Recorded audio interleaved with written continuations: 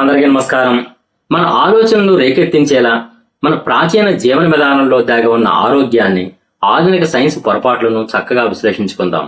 ఆరోగ్య విషయాల్లో మన పెద్దలు చెప్పిన మాటలు, ఇప్పటి సైన్స్ వైఖరి మరియు WHO చెబుతున్న అంశాలపై పూర్తి విశ్లేషణాత్మకం గురించి మనం మాట్లాడుకుందాం.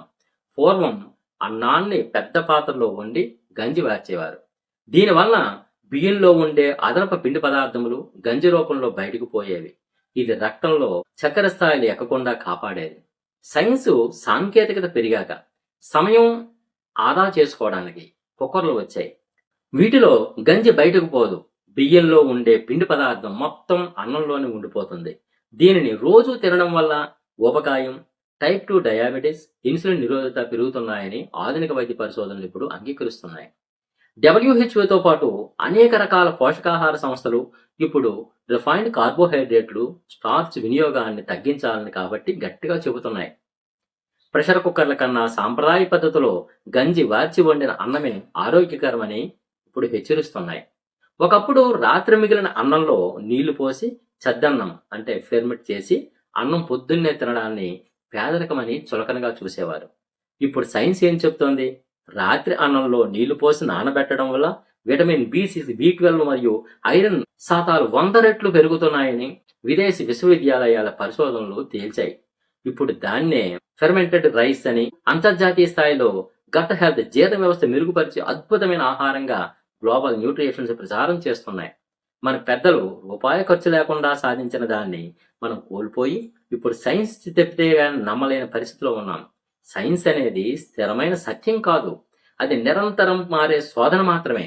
సైన్స్ ఒకప్పుడు సత్యం అని చెప్పి ఆ తర్వాత తప్పని సంచలనాత్మక ఉదాహరణ గురించి మనం మాట్లాడుకుందాం. 1970-80లో జంతు కొవ్వులు, నెయ్యి, వెన్న గుండెకు ప్రమాదకరమని, దానికి ప్రత్యామ్నాయంగా కెమికల్స్ తో చేసే మార్జరిన్ మంచిదని సైన్స్ ప్రచారం చేసింది.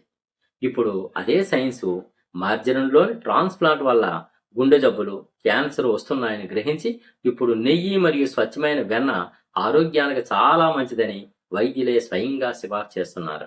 గుడ్డు పచ్చసొన తింటే కొలెస్ట్రాల్ పెరిగి గుండె ఆగిపోతుందని దశాబ్దాల పాటు భయపెట్టారు. ఇప్పుడు అదే సైన్సు గుడ్డు పచ్చసొనలోని కొలెస్ట్రాల్ మన రక్తంలోని కొలెస్ట్రాల్ పై ప్రతికూల ప్రభావం చూపదని, అందులో అత్యంత విలువైన కొరైన్ విటమిన్లు ఉన్నాయని ఒప్పుకుంటున్నాయి. మూడోది, 1940-1950 కాలంలో వైద్యులు మరియు శాస్త్రవేత్తలు సిగరెట్ తాగితే గొంతు నొప్పి తగ్గుతుంది, జీర్ణక్రియ మెరుగుపడుతుంది అని ప్రకటనలో స్వయంగా సిఫార్సు చేశారు. ఇప్పుడు అదే సైన్సు సిగరెట్ వల్ల క్యాన్సర్ వస్తుందని, అది ప్రాణాంతకమని ప్రపంచవ్యాప్తంగా నిషేధాలు, హెచ్చరికలు అమల్లో వచ్చాయి.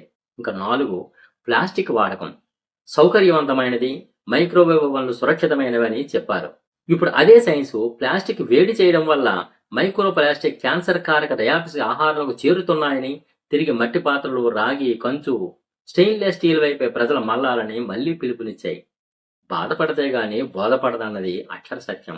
సైన్స్ వేగంగా పరిగెడుతూ సాంకేతికతను ఇచ్చింది, కానీ మన పెద్దలు వేల సంవత్సరాల అనుభవంతో ప్రకృతి ధర్మాన్ని అనుసరించి రూపొందించిన జీవన శైలిని విస్మరించడం వల్ల మనం ఈరోజు అనేక వ్యాధుల బారిన పడుతున్నాం. సైన్స్ ఈ రోజు చెప్పేది రేపటికి పాతది కావచ్చు, కానీ ప్రకృతి ధర్మానికి అనుగుణంగా బతికిన మన సంస్కృతి ఎప్పటికీ సత్యమే కదా అని కాలం మళ్ళీ రుజువు చేస్తుంది కదా. సైన్స్ ఒకప్పుడు ఖచ్చితమైన సత్యమని నమ్మించి ఆ తర్వాత కొత్త పరిశోధన ద్వారా తప్పని తెలుసుకొని మార్చుకున్న మరికొన్ని ఆసక్తికరమైన ఉదాహరణలు కూడా మనం చూద్దాం. 20వ శతాబ్ద ప్రారంభంలో అంటే 1910-1920లో రేడియం కనుగొన్న కొత్తలో దానికి అద్భుతమైన శక్తులు ఉన్నాయని శాస్త్రవేత్తలు భావించారు. దాంతో రేడియంని శక్తినిచ్చే టానిక్స్ లోను, టూత్ పేస్టుల్లోను, ముఖానికి రాసుకునే క్రీముల్లోను, చివరికి రేడియం వాటర్ తాగే నీటిలో కూడా వాడారు. ఇది యవ్వనాన్ని ఇస్తుందని ప్రచారం కూడా చేశారు. ఆ తర్వాత అదే సైన్స్ కొన్నాళ్లకు రేడియం వాడిన వారి ఎముకలు కరిగిపోవడం, క్యాన్సర్ బారిన పడడం చూసి సైన్స్ దిగ్భ్రాంతి చెందింది. రేడియం అత్యంత ప్రమాదకరమైన రేడియో ధార్మిక పదార్థమని గుర్తించి దాని వాడకాన్ని పూర్తిగా నిషేధించారు. 2, DDT డొనాల్డ్ డక్ పురుగుమందు ఎంతో సురక్షితం అన్నారు. 1940లో DDT అనే రసాయనాన్ని దోమలు, పంట పురుగులు నివారణకు అద్భుతమైన ఆవిష్కరణగా కొనియాడారు.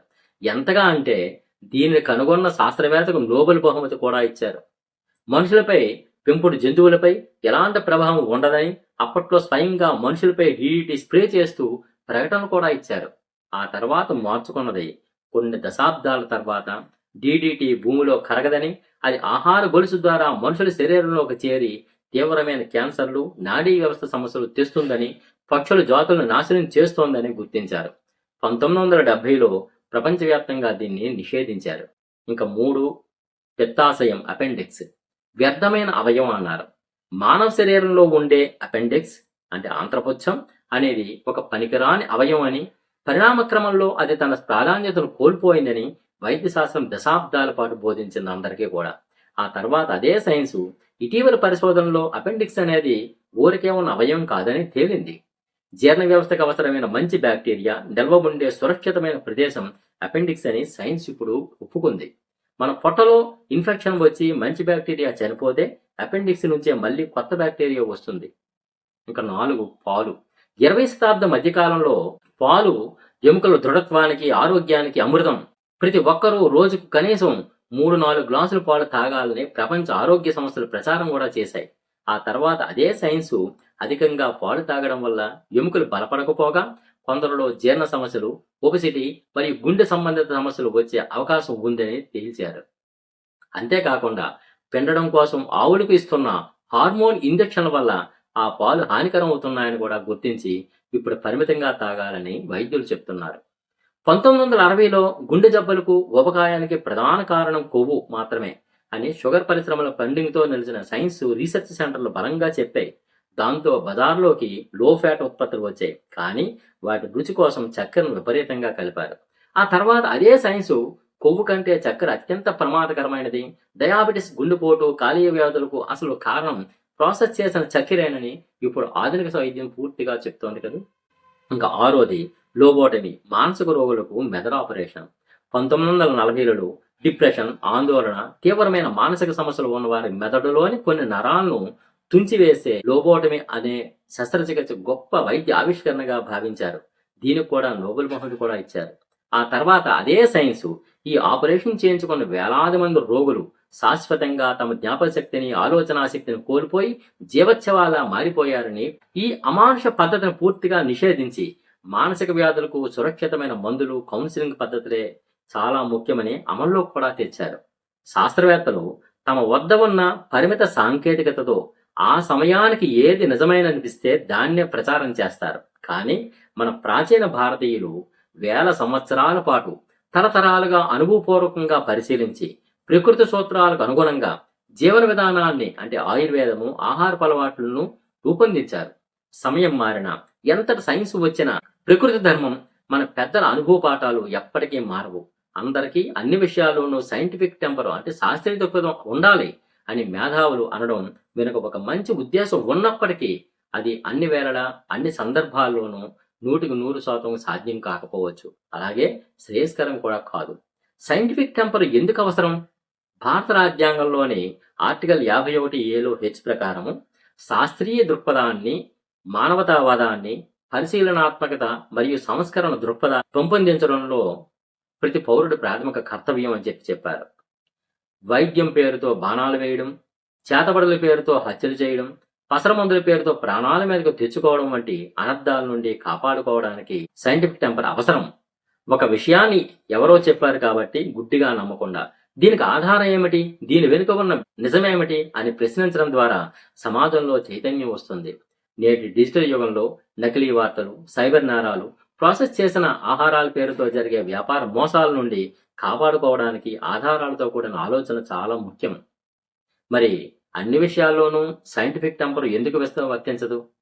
సైన్స్ అనేది కొలవదగిగే, నిరూపించగలిగే భౌతిక విషయాలకు మాత్రమే పరిమితం. కానీ మానవ జీవితం కేవలం భౌతికమైనది మాత్రమే కాదు కదా.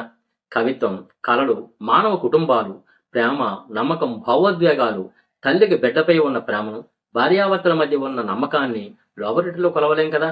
ఒక కవితను, ఒక పాటను లేదా ఒక వర్షాన్ని చూసి పొంది ఆనందాన్ని సైంటిఫిక్ టెంపర్తో విశ్లేషిస్తే అందులో ఆనందమే ఆవిరైపోతుంది కదా.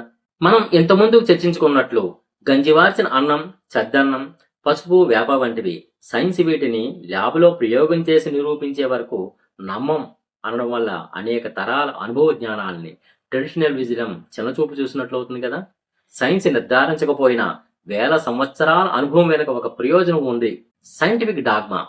చాలా మంది మేధావులు చేసే పొరపాటు ఏమిటంటే సైన్స్ పేరుతో దేన్నైనా గుడ్డిగా నమ్మడం లేదా తిరస్కరించడం. నిన్నటి సైన్సు ఈరోజు తప్పు కావచ్చు, ఈనాటి సైన్స్ రేపటికి మారవచ్చు. కాబట్టి ఈ రోజు సైన్స్ చెప్పిందే ఆఖరి సత్యం అని నమ్మడం కూడా ఒక రకమైన మూఢనమ్మకమే. దీన్నే సైంటిఫిక్ డాగ్మాయిజం అని అంటున్నారు. ఇటువంటి ఆసక్తిని రేకెత్తించే వీడియోలకై ఈ సనాతన భారతీయ ఛానల్ను సబ్స్క్రైబ్ చేయండి. మీ అభిప్రాయాలు కింద కామెంట్ బాక్స్లో తెలియజేయండి. పరిమితులను గుర్తించడమే అసలైన సైన్స్. నాకు తెలిసింది కొంతే, ఇంకా తెలుసుకోవాల్సింది చాలా ఉంది అని అంగీకరించడమే నిజమైన శాస్త్రీయ దృక్పథం. ఆలోచనల్లో అమాయకత్వాన్ని, మోసాన్ని తొలగించుకోవడానికి సైంటిఫిక్ టెంపర్ ఒక కత్తి లాంటిది. కానీ జీవితమనే ప్రయాణంలో కేవలం కత్తి ఒకటే ఉంటే సరిపోదు కదా. భౌతిక ప్రపంచానికి వైద్యం, సాంకేతికత, సమాజ సమస్యలు ఖచ్చితంగా సైంటిఫిక్ టెంపర్ ఉండాలి. ఆధ్యాత్మికత, మానసిక ప్రశాంతత, కళలు, అనుబంధాలకు భావోద్వేగం, నమ్మకం, అనుభూతి ఉండాలి. మానవాళి సమగ్ర శ్రేయస్సుకు సైన్స్ అందించే శోధనా తర్కం మరియు ప్రాచీన సంస్కృతి అందించే అనుభవ విచక్షణ రెండూ సమాంతరంగా అవసరం. భౌతిక ప్రపంచ సమస్యలకు, సాంకేతిక అభివృద్ధికి, వైద్య చికిత్సలకు శాస్త్రీయ దృక్పథాన్ని ఉపయోగిస్తూనే ప్రకృతి ధర్మాలకు అనుగుణమైన జీవన శైలిని, ఆహార అలవాట్లను కాపాడుకోవడమే సంపూర్ణ ఆరోగ్యానికి ప్రాతిపదిక. కాబట్టి అన్ని విషయాల్లోనూ సైంటిఫిక్ టెంపర్ ఉండాలి అనడం సరైనది కాదు. మళ్ళీ ఇంకో వీడియోలో కలుద్దాం. నమస్కారం.